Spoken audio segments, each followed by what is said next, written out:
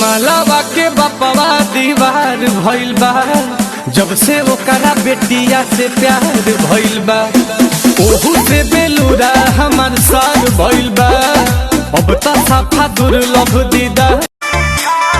घाम लागल चाम पत्ता